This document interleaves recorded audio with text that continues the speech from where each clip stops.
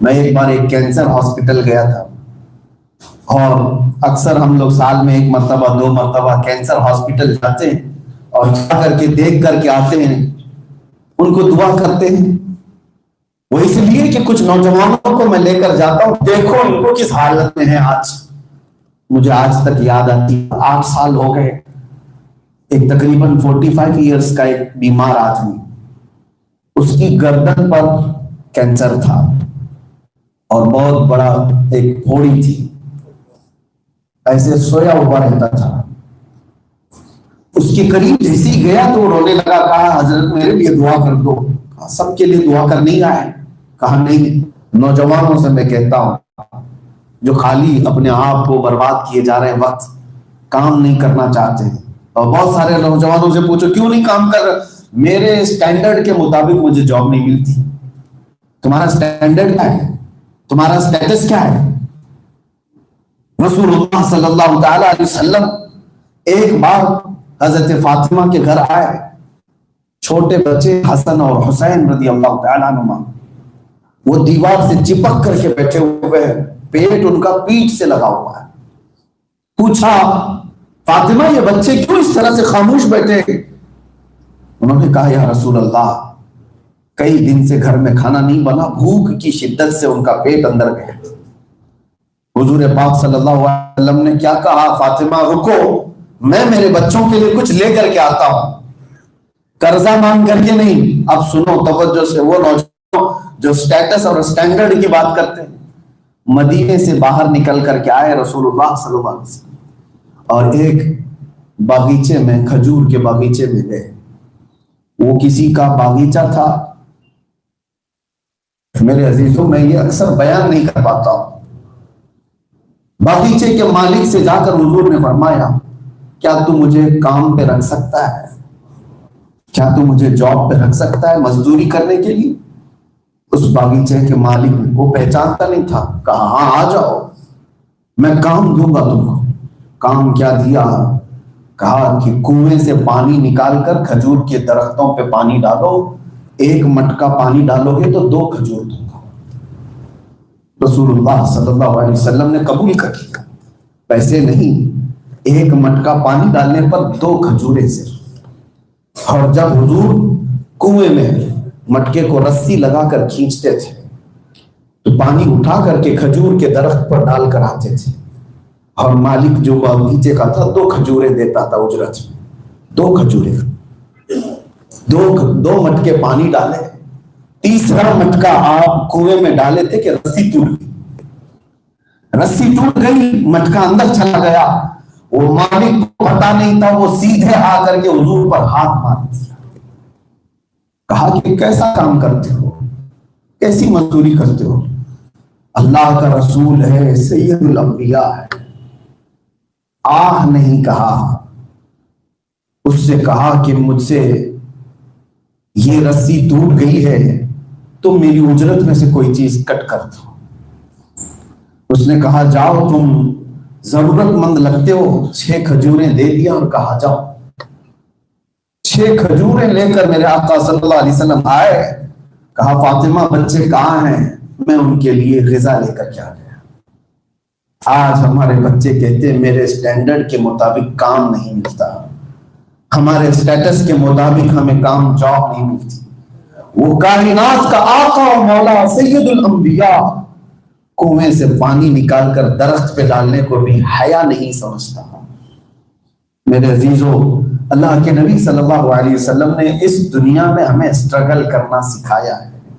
بہت زیادہ آج ہم کمفرٹ زون میں جو جینے کی عادت ڈال چکے ہیں، یہی کمفرٹ چیزیں ہم کو اللہ اور رسول سے دور کر چکی ہیں۔ کیا کیا چیزیں اللہ نے ہم کو نہیں دیا، سب نعمتیں ہمارے پاس ہیں، سب نعمتیں ہمارے پاس ہیں۔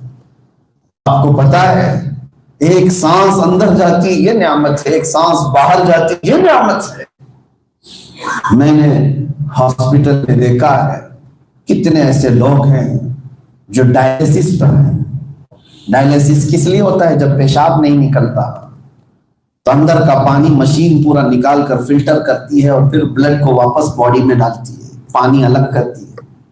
ایک پروسیس 4 گھنٹے چلتا ہے، میرے والد کو میں دیکھتا تھا، میرے والد بڑے عالم دین تھے، ان کا درد دیکھتا تھا، وہ روزے کے عالم میں بھی 4 گھنٹے ڈائلیسس کرتے تھے۔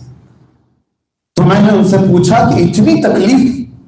کہا بیٹا یہ چیز دیکھو اللہ کا نظام کیسا ہے، زندگی بھر جب تم کو پیشاب کی حاجت یوں گئے اور یوں آ گئے، کبھی تم کو احساس ہی نہیں ہوا کہ کتنی بڑی نعمت اللہ نے تمہیں دیا ہے۔ آج اگر پیشاب بھی رک گیا ہے تو 4 گھنٹے لگتے تھوڑا سا پانی نکالنے کے لیے ڈاکٹرز۔